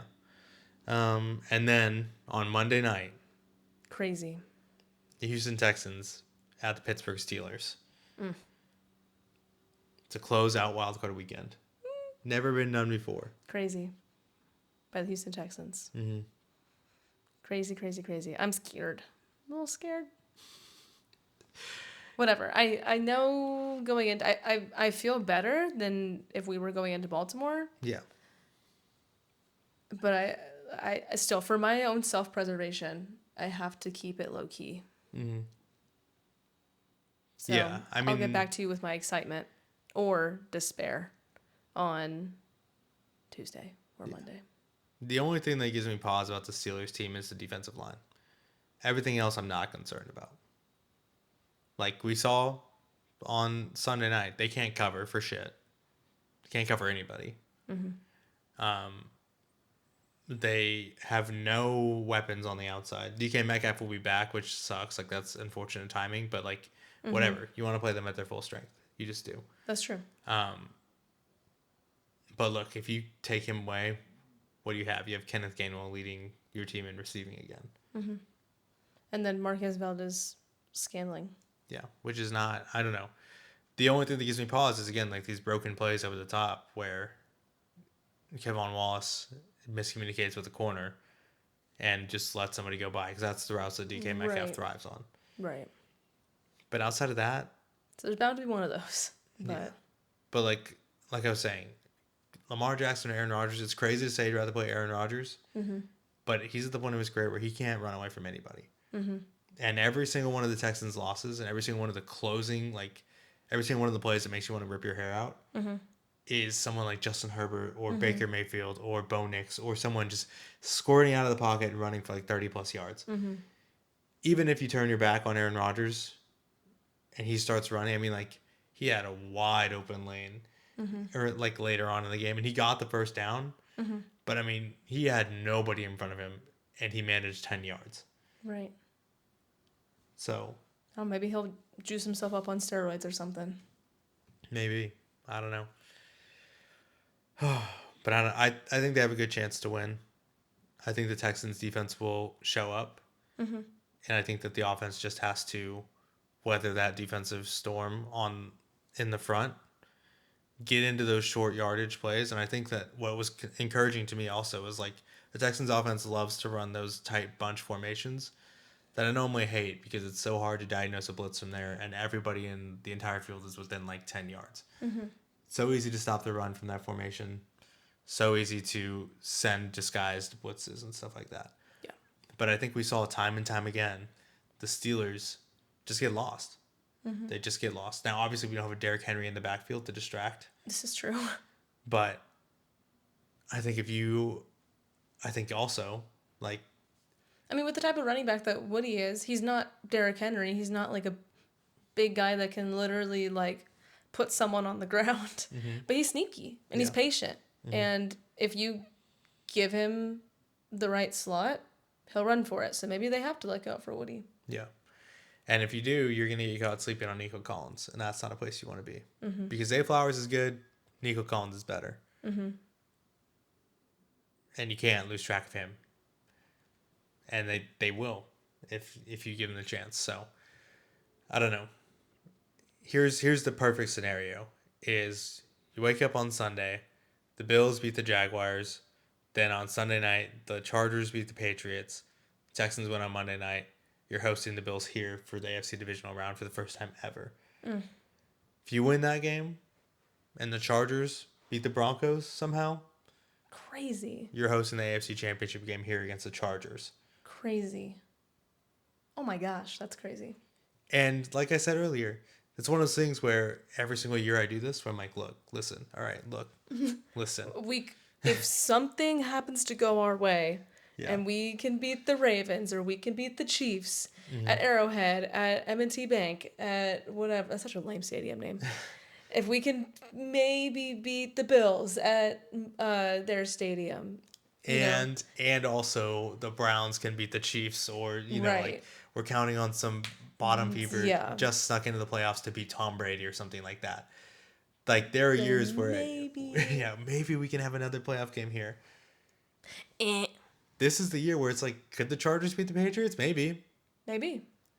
Could the Bills beat the Jaguars? Maybe. I think there's a large number of people who would say they should beat the Jaguars with Josh Allen at quarterback. So, I don't know. It's not as outlandish as it seems. And then, like, could the Chargers beat the Broncos? Yeah, why not? Trey Lance didn't really get close to beating them, but the Broncos didn't even blow him out. So, I don't know. It could happen. Right. This is where it gets real. This is what you fight the whole season for. Yeah, and again, we would have loved to win the division, but we're in a good spot right here. I'm okay with this. Yeah. And I'm excited. I'm excited for the playoffs. I'm excited. I'm sad that there's only a couple games left, but I'm excited for things to get real. So, do you want to do Super Bowl picks right now? Super Bowl picks. Who do you think is coming out of the NFC? I don't think the Panthers. Okay, well, that's good. I don't think the Packers. Uh-huh. Maybe Rams. I hope for the Bears. Yeah, I don't think so, but... I don't think Eagles. I don't think Niners. It's either the Rams or the Bears for me. You don't think the Seahawks will do it? Oh, forgot about the Seahawks. Oh, I forgot about the teams that are on bye. Yeah. Where the heck are they? I think... Can I do honorable mentions again? Just kidding, I can't do that. I mean, there's only 14 teams, so yeah. I mean, I think the Seahawks will probably get it done. Because I don't think they win against the Bears if they were to match up. You don't think the Bears win against them, you mean? Sorry, yes. Okay. I don't think the Bears win against the Seahawks. Mm-hmm. But I want the Bears to go to the Super Bowl. Yeah. Mainly because I think, and this is a scary thing to say because my heart will be broken, but I think we could get to the Super Bowl. Yeah. This year. Mm-hmm. I think we could do it. It's scary to say, but if any year were the year, I think, even with how busted up our offense looks, this might be the year. Yeah. I agree. I think it'll be Rams Texans in the Super Bowl. You don't think Seahawks? No. I know I said that Sam Darnold is in the only position that he could possibly do it from. I still don't think he can do it. I'll say Seahawks Texans then. Okay. All right. So we're all ready for the playoffs. We might come back again on Friday. I don't know. Actually, you're working all weekend. So. I am, yeah. Well, not all weekend. I'm working in the middle of the week. Okay. So maybe we'll come back with a little preview, but I think that was a pretty good preview right now. So we will see you on Monday. Hopefully a very happy podcast. If not, I don't know what we're going to do, guys. We may just... The podcast may be canceled. Send help. We may go Meow Mix mode. Yeah. But yeah, hopefully we have another game to talk about next week. Hopefully we have 5 more weeks of football on this podcast. I mean, we'll still talk about it even if they're out, but, you know. We'll just be depressed the whole time. Yeah. I don't know. Really excited. Really fired up. It's going to be hard to wait till Monday, but it'll be good to know. It'll be nice to, like, be able to watch. Although sometimes it was nice to know already. Like when you won on Saturday, it was like, okay, now I can just watch. Now I can watch football. Yeah. Yeah. But I mean, I guess now we'll watch and we'll be like, all right, if we win, this is who we'll play. Which I guess will also be nice because then you don't have to wait in mystery the rest of the weekend of like, ooh, we played that one. Ooh, we played that one. Yeah. I don't know. Maybe you do the whole weekend anyways. But it'll be nice to know this is what will happen if we win. Yeah. So we're looking forward to seeing you guys in a week. But this has been Aaron and Ellie on Kirby Drive. I've been Aaron. I've been Ellie. And we'll see you on the other side.